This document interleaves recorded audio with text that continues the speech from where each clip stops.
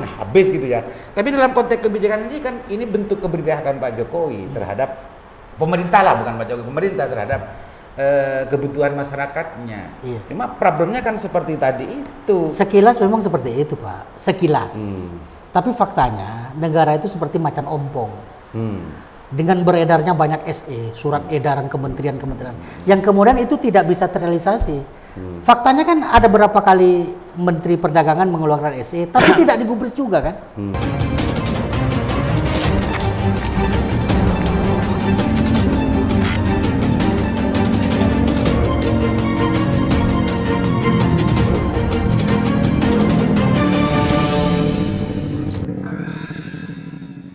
Assalamualaikum warahmatullahi wabarakatuh. Melalui jumpa dengan saya Aliman Haris di acara Sandasan. Pemirsa, kali ini saya ngundang seorang tamu aktivis pusat yang hari ini kebetulan pulang kampung, ada Nisfu Sya'ban. Setelah jadi aktivis, jadi pengusaha, pokoknya multi talent. Banyak yang profesi yang disandang oleh beliau. Assalamualaikum Pak Husni. Waalaikumsalam warahmatullahi ta'ala wabarakatuh. Pak Husni ini kadang jadi lora, kadang jadi pengusaha, kadang jadi aktivis. Multi talent banget gitu ya. Jadi Low profile. Kali ini saya undang dalam kapasitas sebagai pengusaha karena 2 bulan terakhir gitu ya, sejak minyak goreng mahal, negara memberikan sebuah kebijakan bersubsidi, subsidinya juga bermasalah karena ketika subsidi barang hilang, muncul lagi SE tentang masalah HET, semakin habis di pasaran, orang sampai antri-antri kemana-mana. Sampai ada yang meninggal. Operasi pasar dari kabupaten Jatim dan juga dari pusat juga tidak bisa menyelesaikan persoalan. Hari ini dicabut lagi, dicabut SE-nya langsung banyak, langsung banyak di pasaran. Nah, ini ada apa? Dan saya hari ini akan mencoba untuk mendang persoalan itu dengan salah satu pengusaha yang informasinya inilah sempat aktif di himpunan pengusaha Muslim Indonesia, HIPMI ya. Pengusaha muda, Pak. Pengusaha muda Indonesia. Bang Husni, itu sebetulnya di mana? Ini kan masuk akal, Bang Husni. Ya. Dari awal sampai segini jadi persoalan bertubi-tubi persoalan minyak goreng sampai hari ini. Gimana Bang Husni melihatnya ini? Itu memang problem kelangkaan minyak goreng itu nestapa itu namanya. Jadi nestapa itu di atasnya musibah. Jadi kalau musibah itu kan masih mendingan. Penting ya. Itu nestapa itu. Nilainya 56 gitu ya. Betul. Musibah nestapa 78 Betul. ya. Jadi ironi karena Indonesia ini kan kita tahu itu penghasil sawit terbesar di dunia. Betul. Jadi satu sisi Indonesia yang gemah dipah roh jinawi ini dengan segala macam sumber daya alam yang cukup luar biasa, tapi di sisi lain kemudian ternyata rakyatnya sampai hari ini masih kekurangan minyak goreng. Itu sebenarnya memalukan itu. Kalau hari ini kayaknya sudah nggak kekurangan, melimpah sekarang. Tapi harganya, harganya itu kan artinya begini. Sebenarnya kalau mau jujur dari kemarin-kemarin nggak ada istilahnya kelangkaan, kekurangan, itu sebenarnya nggak ada. Stok minyak goreng itu saya hakul yakin itu masih mumpuni untuk suplai ke masyarakat di seluruh Indonesia. Untuk memenuhi kebutuhan masyarakat Indonesia. Betul. Nggak ada kelangkaan sebenarnya kalau mau jujur, tapi karena di sini ada permainan dalam tanda petik gitu ya, dari mafia-mafia ini, dari tengkolak-tengkolak ini, kemudian terjadilah yang disebut dengan kelangkaan. Biar paradigmatis gitu ya, Bang Husni. Awalnya ini kan negara dalam konteks karena mahal, bentuk keberpihakan negara menggunakan sebuah kebijakan subsidi. Karena niser melihat masyarakat rakyat Indonesia yang seperti bangunan argumentasi yang dijelaskan Bang Husni ini, karena negara ini adalah negara penghasil sawit gitu ya. Kenapa kok mahal gitu ya? Disubsidilah Sama negara. Nah, subsidi ini justru tidak menyelesaikan persoalan gitu ya. Betul. Justru menjadi langka dari peredaran. Nah, dalam konteks ini Pak Husni melihatnya ada apa di sini? Apakah negara ini tidak mampu untuk mengurai persoalan-persoalan yang terkait dengan urusan distribusi minyak goreng? Terkait dengan subsidi ya, subsidi itu Itu ada beberapa kemungkinan. Kemungkinan yang pertama adalah miss. Jadi subsidi itu tidak nyampe ke pihak produsen. Produsen? Ya, bisa saja kan. Artinya negara, mohon maaf, berkoar-koar gitu, ingin mensubsidi. Tapi pada eksekusinya di lapangan itu ternyata dana subsidinya tidak ada gitu. Tidak ada. Tidak ada karena defisit kan negara. Ini berandai-andai juga. Berandai-andai kan? lah. Tapi mungkin saja terjadi. Tapi mungkin saja terjadi dan itu masuk akal, Pak. Mengingat artinya punya akar logis ya. Iya, dengan betul. konteks kekurangan kekurangan keuangan negara, bukan kurang. Ya defisit anggaran ya. Defisit anggaran gitu. Jadi Pak Husni ingin mengatakan dengan kata lain bahwa ini program Wakua ya. Iya, halusinasi. Program Wakua ya. Betul. Pencitraan, semacam pencitraan. Semacam ya? pencitraan. Kalau memakai argumentasi ini, artinya Betul. tidak ada eksekusi dari subsidi itu. Betul. Karena begini, logika sederhananya begini. Negara memberikan subsidi itu kan tidak merugikan kepada pengusaha, produsen. Kan nggak merugikan. Misalnya harga aslinya itu 40.000 misalnya. Harga produksinya? Iya, 40.000. Kemudian dijual ke masyarakat 25.000. Berarti kan harus subsidi 15.000 kan pemerintah. Artinya kan nggak rugi dong. Nggak rugi. Kenapa kemudian ditimbun lagi kan itu kan pertanyaannya. Kenapa nggak dikeluarkan oleh produsen? Walaupun sudah disubsidi. Berarti kan ada sesuatu. Ada yang terjadi di sini gitu. Kalau memakai tadi itu asumsi tadi itu karena subsidinya tidak nyampe pengusaha, iya. Berarti yang aktif bekerja di sini adalah produsen, tidak mengeluarkan produknya. Betul. Ini justru yang terjadi penimbunan yang sempat muncul itu kan bukan produsen menimbun, tidak mengeluarkan produknya. Terus siapa itu? Calo? Ya, tidak dong. Kalau ini yang saya tanyakan ke Bang Husni. Oh enggak dong. Produsen itu kan mereka nggak mungkin seorang calo gitu ya. Kemudian dia menimbun sampai jutaan liter, 11 juta sekian liter. Nggak mungkin ya. Itu nggak mungkin lah sampai menimbun segitu. Artinya walaupun bagaimana pasti ada campur tangan dan keterlibatan dari produsen. Betul. Ya karena itu tadi kemungkinan besar subsidi dari pemerintah itu hanya di atas kertas. Hanya Betul. Tapi tidak bisa dieksekusi di lapangan. Karena apa? Karena negaranya sebenarnya nggak punya duit gitu loh. Nah, Bang Husni ingin mengatakan begini ya analoginya ya. Bang usaha, subsidi itu harga sekian. Betul. Nanti duitnya. gitu ya. Gitu. Jadi betul, bisa saja. Dan itu sangat masuk akal. Bayarnya pakai tarsok gitu loh. Kalau nggak ntar besok.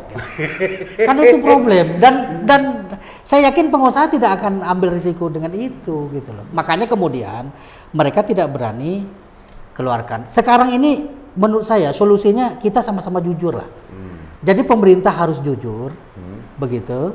Kemudian produsennya harus jujur. Oke, menarik tadi sebelum masuk ke ini, menarik tadi, saya dalami yang tadi. Ada asumsi awal bahwa bisa jadi. Bisa ya. jadi. Ini adalah uang subsidinya tidak dibayarkan. Ini hanya tarsok. Iya. Kalau nggak tar besok. Sebagai mantan pengusaha, ada nggak informasi yang terjadi model semacam itu ketika bicara terkait dengan urusan program-program subsidi terhadap pengusaha-pengusaha yang sejauh Bang Husni ketahui gitu ya, sebagai mantan pengusaha. Artinya bukan pengantar, saya mohon maaf, saya kira pengusaha ya. Iya, bukan mantan pengusaha. Mantan pengurus HIPMI. Mantan pengurus HIPMI ya, tapi bukan mantan pengusaha. Ada enggak informasi seperti itu? Iya, gitu ya? Contohnya begini, kalau kami di dunia konstruksi ya, saya kan salah satu kontraktor. Itu biasa kami jadi subkon di salah satu BUMN gitu. Nah, kami bekerja kan pakai modal awal kami kan. Nah itu pada saat pembayaran dari Menkon dalam hal ini, dalam ini adalah BUMN ke subkon ke kami itu setengah mati Pak. Ada yang mohon maaf, ada yang efeknya itu sampai ada yang cerai sama istrinya karena mereka kemudian kebelat hutang gara-gara nggak dibayar sama BUMN itu. Gara-gara nggak dibayar. Gara-gara nggak dibayar. Dan ada yang 2 tahun, 3 tahun, 4 tahun, 5 tahun. Analogi ini bukan analogi Pak, ini adalah fakta. Saya berbicara. Ya, kejadian ini bisa saja terjadi kepada. Bisa saja dan sangat bisa. Persoalan subsidi minyak goreng. Oh, Bang Husni, ini saya pernah dengar juga tapi belum valid Bang Husni. Iya. Pupuk itu juga katanya banyak nunggak. Subsidi pupuk bersubsidi betul. Pupuk informasinya ada yang nunggak, artinya belum dibayar oleh negara. Betul. Nah kalau begitu kejadiannya, ya logis dong pengusaha tidak mengeluarkannya. Betul. Iya. Ini satu kemungkinan. Satu kemungkinan. Analisanya betul. Nih. Kemungkinan yang lain. Tapi saya sudon bos. Pak Jokowi ini berpihak benar Pak Husni. Itu sunudon. Sunudon. Iya. Mau coba lu. Gara-gara minyak goreng itu mahal ke atas 40.000 waktu itu ya. Ini langsung disubsidi. Iya. Kemendak melakukan jumpa pers dan macamnya. Masih kurang di situ. Iya. Waktu itu kan Aprindo kalau nggak salah yang melaksanakan distribusi itu. Iya. Tapi ternyata di Alfamart, Indomaret semacam itu banyak, jam 6 sudah habis gitu kan. Lalu disusul dengan SE, Tang HET. Semakin habis gitu ya. Tapi dalam konteks kebijakan ini kan ini bentuk keberpihakan Pak Jokowi terhadap pemerintah lah, bukan Pak Jokowi, pemerintah terhadap kebutuhan masyarakatnya. Iya. Cuma problemnya kan seperti tadi itu. Sekilas memang seperti itu Pak, sekilas. Tapi faktanya negara itu seperti macan ompong. Dengan beredarnya banyak SE, surat edaran kementerian-kementerian, yang kemudian itu tidak bisa terrealisasi. Faktanya kan ada berapa kali Menteri Perdagangan mengeluarkan SE, tapi tidak digubris juga kan? Tidak digubris oleh para pengusaha itu. Dan kalau mau tahu secara persis, saya perlu sampaikan di sini bahwa itu di satu sisi seperti itu kemungkinan yang terjadi. Di sisi lain yang lebih mengerikan lagi, Pak. Problem minyak goreng di Indonesia itu hanya dikendalikan oleh 16 orang di Republik ini. Dan itu yang disebut dengan oligarki. Untuk masalah peredaran dari minyak goreng dikendalikan oleh 16 orang. Pemilik produsen minyak goreng. Dan itu mau 16 orang, mau 5 orang, mau 10 orang.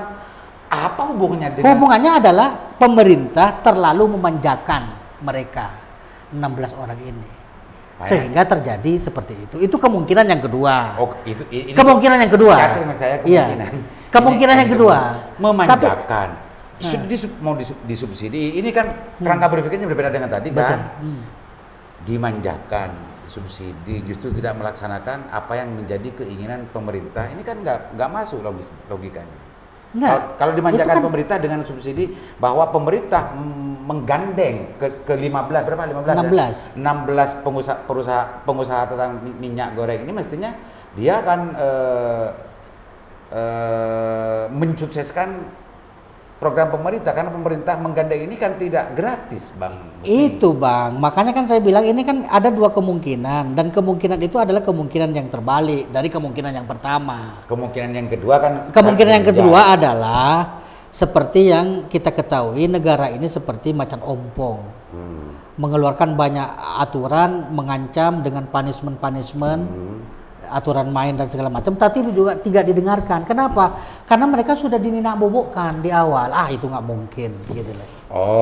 Bahasa sederhananya Bang Husni ingin mengatakan bahwa para pengusaha ini justru terlalu berani ya dalam negara ya. Betul, karena itu kalau mau pakai bahasa yang lebih tinggi ya, kamuflasenya itu yang seperti yang saya sampaikan terdahulu, bahwa demokrasi itu memerlukan oligarki untuk memenangkan elektoral, dan oligarki itu membutuhkan demokrasi untuk bebas menguasainya. Kalau bicara menguasai itu semakin liar, iya. Nanti intinya begitu. Ada titik, ada garis yang benang merah yang mau ditarik oleh Bang Husni.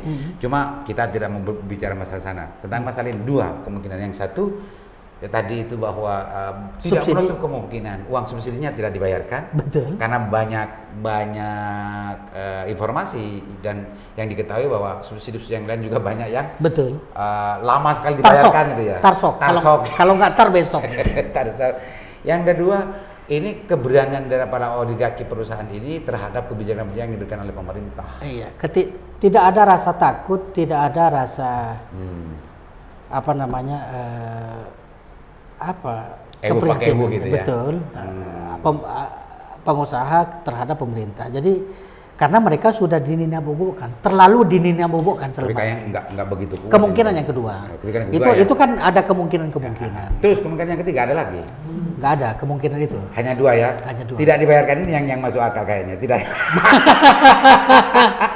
Dan sekarang ironisnya subsidi itu kan sudah dicabut, Pak. Dicabut sekarang. Nah, setelah dicabut, mahal lagi kan akhirnya. Tidak menunggu 3 hari, tidak menunggu 2 hari. Dicabut hari ini, itu langsung semua keluar kan barang. Keluar dan pertanyaannya ada apa? Iya. Ada apa dengan itu? Pasti kan ada. Nah, ini yang saya tanyain ke Bang Husni. Ini ada apa? Itulah makanya kan ada dua kemungkinan. Kemungkinan pertama karena, tapi pada poin yang paling mendasar adalah dari dua kemungkinan itu adalah poinnya cuma satu, Pak. Yang pertama, takut nggak dibayar gitu. Bukan, dari dua kemungkinan itu, Pak Liman, itu intinya negara itu tidak berdaya menghadapi. Jadi pengusahanya takut nggak dibayar subsidinya. Betul. Bejar apa janji? Ini kayaknya yang paling mungkin. Iya, mungkin. Yang paling mungkin adalah subsidi itu hanya berkoar-koar di atas kertas mau disubsidi, tapi ternyata negara tidak mampu sebenarnya untuk mensubsidi. Bukan tidak mampu, belum dibayar lah. Bukan, enggak. Jujur aja negara ini tidak mampu karena defisit gitu loh. Lah, iya. Nggak usah kita menutupi kelemahan pemerintah ini saya kan justru ingin menggali bahwa pengalamannya Bang Husni sebagai pengusaha itu ternyata ada kejadian-kejadian semacam itu. Dan sering Pak, sampai hari ini Anda biar tahu. Memang gini Bang Husni.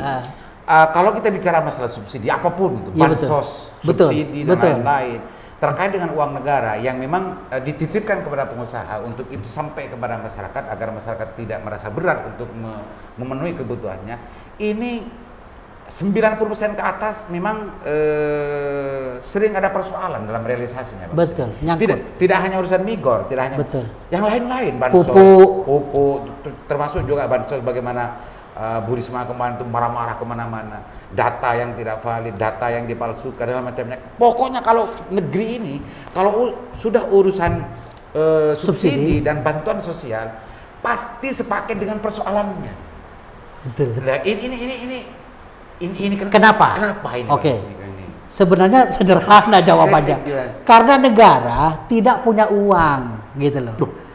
Negara itu berapa? Sekarang saya mau tanya, APBN negara kita berapa sekarang? Berapa ribu triliun? Tidak punya uang. Lalu kemudian hutang negara itu berapa yang harus dicicil? Loh, kalau bicara bansos ya, kalau ini kan tidak hanya tadi. Iya. Bansos, ini duit di bank penyalur itu banyak ada. Iya. Ada. Itu angka di komputer atau memang cash money-nya ada? Dan Bu Risma untuk sempat menidurkan 10 juta, gitu, 10 juta KPM, data KPM. Itu gara-gara tahun sebelumnya sudah realisasi. Artinya duit itu entah itu duit itu apa, entah itu dari mana lah macamnya, tapi duit itu ada, Bang Husni.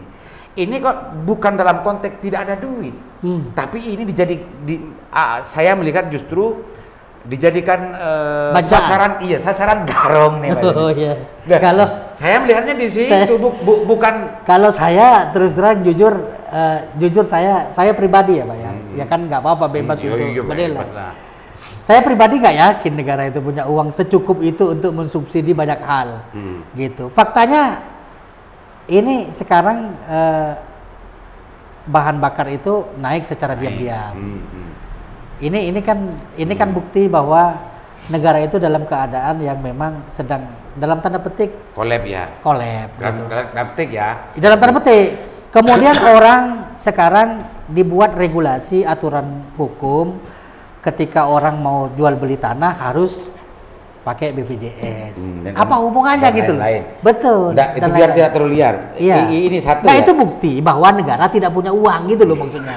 Saya ingin menegaskan itu aja gitu loh. Ini uangnya ada loh. Oke, kalau sekarang uangnya ada. Uangnya ini ada dan bisa disalurkan. Oke. Bang Husni ingin mengatakan tidak adanya uang seolah-olah itu hanya sekedar urusan program pencitraan saja. Tapi dalam konteks bansos, apa itu KPM atau BLT, apa itu PKH atau BLT atau bansos yang lain, ini terrealisasi loh. Ini terrealisasi. Oke. Gini, uang itu ada. Uang itu ada. Di bank penyalur. Yang sempat sandasan kupas dulu. bagaimana juga bersamaan dengan Bu Risma yang sering marah-marah kemana-mana. Ternyata duit ini nyasar kemana-mana dan tidak tepat sasaran.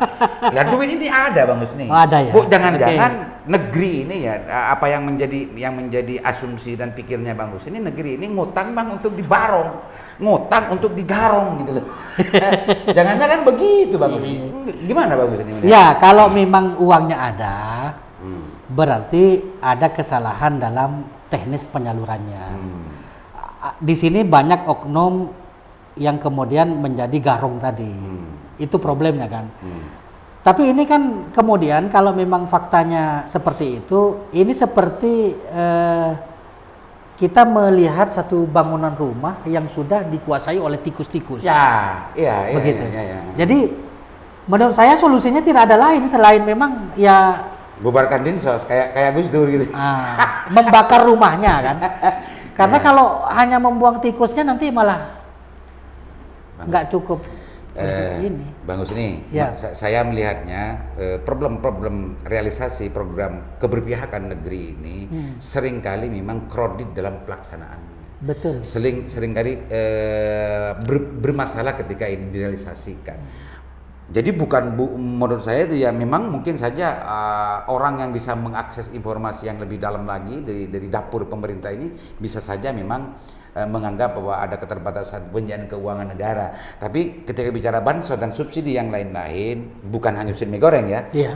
Ini banyak yang justru memang ini tidak tepat sasaran dan duit itu ada.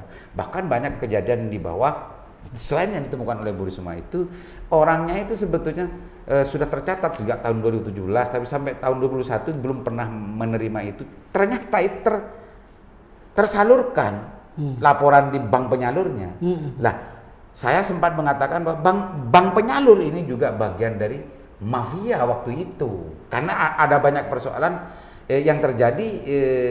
Kenapa kalau bank yang pakai QIC itu justru bisa mencairkan sebuah nasabahnya tanpa orangnya sendiri. Betul. Nah ini terjadi di mana-mana Bang Husni. Itu artinya krisis moral ya menurut saya. Krisis moral dari para penyelenggara negara ini mulai dari tingkat elit di pucuk pimpinan sampai di tingkat bawah, mungkin di tingkat desa. Dari tingkat elit sampai ke tingkat desa. Elit ya. Betul. Jadi menurut saya ini problemnya krisis moral ya. Kalau dananya ada tapi tidak bisa tersalurkan. Karena ini soal mental sebenarnya, Pak. Iya berarti bener dong Pak Jokowi dulu 2014 dulu bahwa negeri ini penting melakukan revolusi mental. Iya, tapi itu kan juga hanya lip service juga. Bang Gus ini kok justru seolah-olah kayak gimana gitu. Bukan gimana. Tapi Pak, faktanya kan sampai hari ini nggak bisa terrealisasi gitu loh. Revolusi mentalnya Pak Jokowi itu mana gitu loh. Justru ini malah tambah kacau kan, nggak karu-karuan. Oke. Gitu. Oh ini yang menarik tadi, mungkin ini belum ada pengamat yang mengatakan begitu.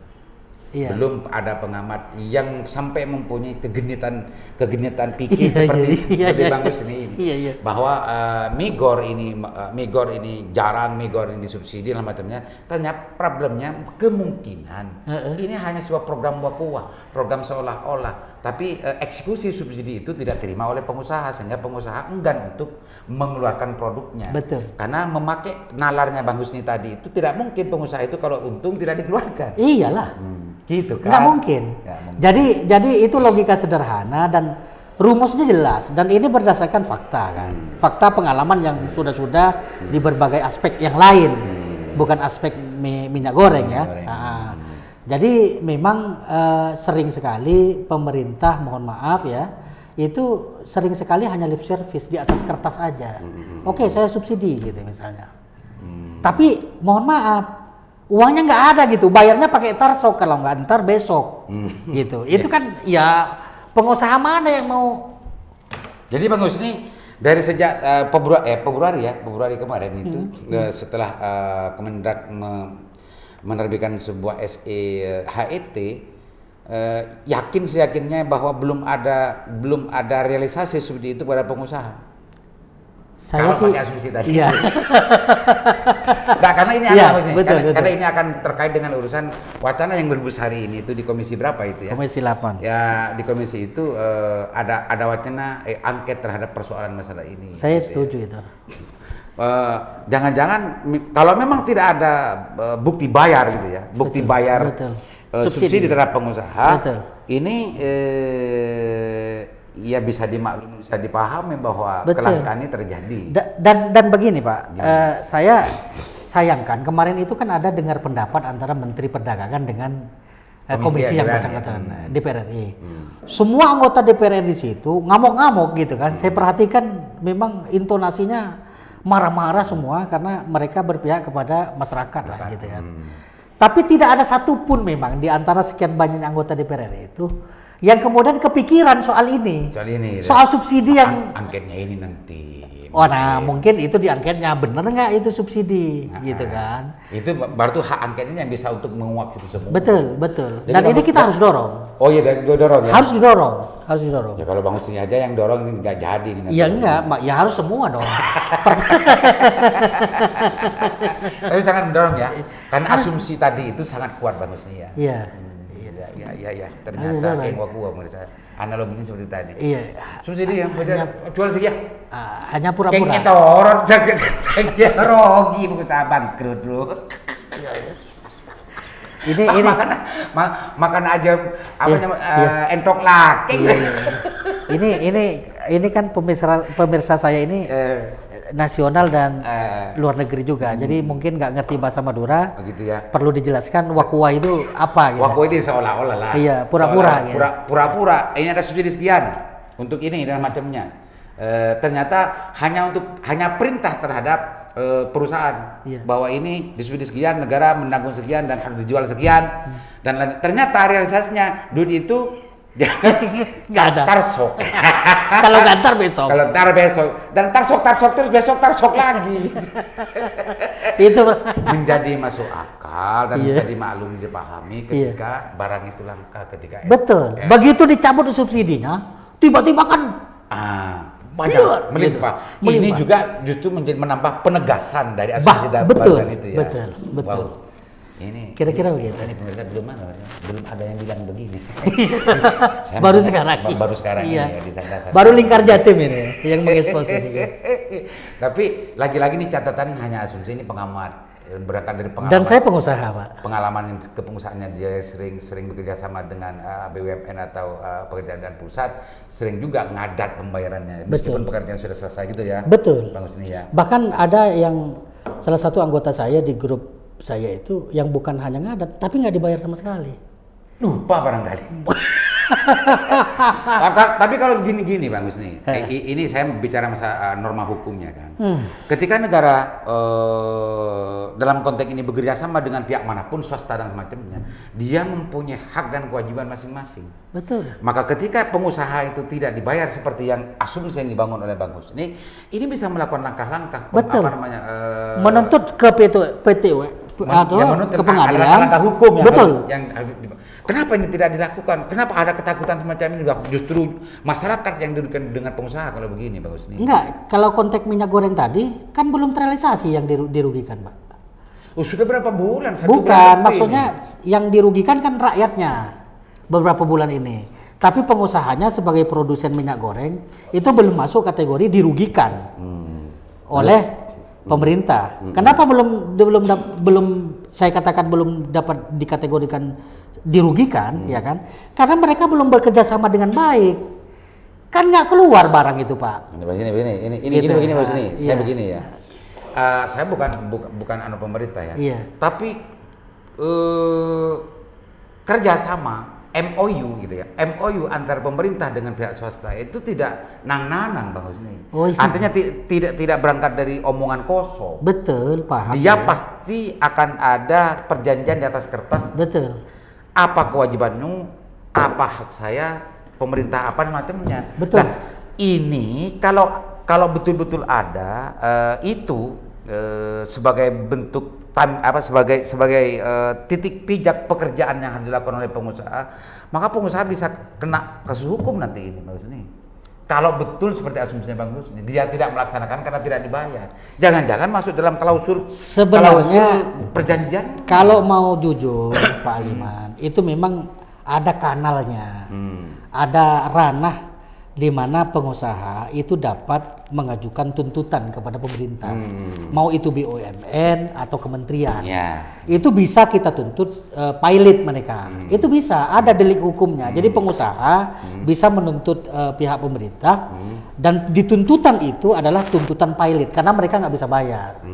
Tapi secara psikologi, mohon maaf ya, pengusaha ya secara psikologi ya tahulah teman-teman pengusaha mau gap betul dengan pemerintah itu kan karena banyak kejadian dan pengalaman sebelumnya. Satu, yang kedua begini Pak, ya kita tahu sama tahu lah, ya kan.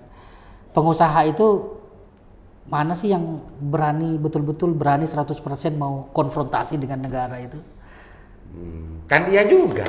Iya. Ini yang menjadi tambahan dari alasan saya mempertanyakan kepada Bang Husni terhadap asumsi tadi, menjadi lemah logika tadi itu Bang Husni. Enggak dong. Ini kan soal psikologi aja. Psikologi pengusaha ketika dia mau melakukan penuntutan menggunakan kanal yang ada, menggunakan ranah hukum misalnya, itu kemudian ribet terhadap perusahaan itu sendiri. Kan gini Bang Husni, ini agak lebih dalam lagi ya. Bang Husni berasumsi tadi masuk akal ketika dia tidak mendatangkan sebuah kebiasaan yang dilakukan oleh negara ketika ada kewenangan tugas negara itu dikerjakan oleh pihak swasta. Awalnya Bang Husni berasumsi bahwa ini bisa saja terjadi karena memang subsidinya tidak direalisasi, tidak dibayarkan oleh pengusaha, sehingga pengusaha tidak mau untuk mengeluarkan produknya. Karena secara rumus sederhananya saja, kalau pengusaha itu kalau demand sudah banyak, supply pasti akan melimpahkan gitu kan. Dibuktikan dengan ketika subsidi ini ditarik melimpah benar. Tapi ini kalau kembali ke tadi itu bahwa pekerjaan itu sebenarnya pengusaha bisa menuntut kan begitu. Memang betul Pak, ada, makanya kan saya bilang begitu. Saya bilang dari tadi, sebenarnya kanal ranah untuk menuntut itu memang sudah disediakan. Bisa misalnya pengusaha menuntut kepailitan terhadap pemerintah yang tidak mampu bayar, baik itu BUMN maupun kementerian. Itu bisa dilakukan.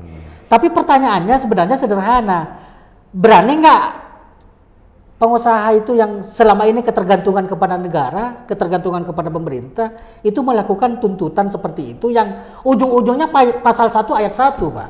Bapak tahu pasal 1 ayat 1? Jadi lebih Bang Husni ingin mengatakan pengusaha lebih berani tidak mengeluarkan produknya. Betul, daripada konfrontasi. Oh gitu. Karena kalau konfrontasi, Pak, dia menuntut itu panjang dan itu tidak akan kelar 3 tahun itu. Saya jamin itu, iya. Bukan, kita kan pengalaman Pak, gitu loh. Kita pengalaman di Indonesia ini yang serba seperti ini gitu kan, tahu sendiri. Ini justru. Gitu loh. Dan pengusaha nggak mau ribet.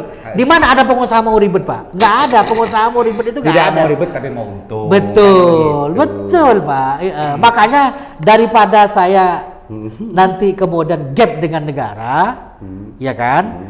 Mendingan saya timbun aja begitu mereka kan, bukan saya ya penimbunnya, mohon maaf, kata produsennya, kira-kira begitulah asumsi saya. Gitu. Ini catatan, ini hanya asumsi. Ini asumsi. Karena kita belum bisa mengakses realitas yang sebenarnya yang terjadi. Tapi bahwa ada penimbunan kan betul terjadi. Ya, banyak. Tapi asumsi penimbunan itu bisa saja dilakukan oleh produsen dan bisa saja kan mafia di luar itu. Bisa saja dilakukan oleh mafia yang bukan dari produsen itu, yang 16 ini. Itu mata rantai yang tidak bisa terpisahkan. Logika sederhana, rumusannya kan jelas sebenarnya. Produsen itu dengan si pihak apa namanya itu? Distributor. Iya, mau distributor kayak mau apa namanya? Tengkulak misalnya atau apalah gitu. Itu kan dia bukan hanya berhubungan di antara Januari ke Maret, Pak. Hubungan mereka sudah berpuluh-puluh tahun, sudah mendarah daging dan mereka sudah menguasai pasar. Bukan hanya pasar yang dikuasai, tapi psikologi pasar itu mereka sudah kuasai. Jadi Bang Husni sangat yakin ya? Yakin betul saya. Oke, Bang Husni. Siap.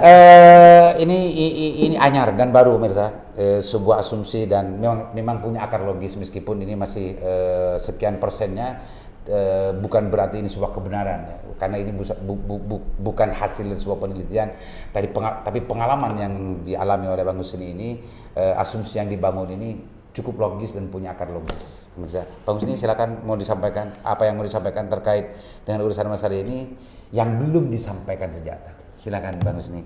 Pertama, saya berharap pemerintah dan produsen minyak goreng itu sama-sama jujur dalam melaksanakan kewajibannya sama-sama. Jadi masing-masing pihak, baik pemerintah maupun produsen itu jujur gitu loh. Jujur aja, jujur. Jangan hanya di satu sisi pemerintah menyalahkan produsen gitu. Saya bukan membela produsen minyak goreng gitu loh. Tapi produsen pun juga jangan menggunakan sifat rakusnya untuk memanfaatkan kesempatan dalam kesempitan ini. Kasihan rakyatnya kan. Jadi hari ini itu tiba-tiba minyak goreng di Indomaret itu sudah 50.000 2 kilo. Kemudian di pasar Kuanyar pagi tadi saya ngantar nyonya istri saya 47 ya. Itu sudah 58 2 kilo Pak. 58.000 di pasar Kuanyar itu. Tadi pagi saya ngantar. Oleh karena itu saya berpesan kepada semua pihak untuk jujur. Intinya jujur. Ini kan karena tidak ada kejujuran aja. Krisis kejujuran. Krisis moral, krisis kejujuran. Itu aja sebenarnya. Saja ya. Iya. Jujurlah, karena kejujuran itu sebetulnya yang mengantarkan kita kepada kebahagiaan dan ketenangan hidup. Mau dimanapun ketika kita tidak jujur akan memerlukan kebohongan tambahan yang ingin menutupi terhadap kebohongan sebelumnya. Maka jujur itu sebetulnya adalah langkah mudah bagi setiap orang untuk menemukan sebuah kebahagiaan ketenangan. Mudah-mudahan bermanfaat. Assalamualaikum warahmatullahi wabarakatuh. Waalaikumsalam warahmatullahi wabarakatuh.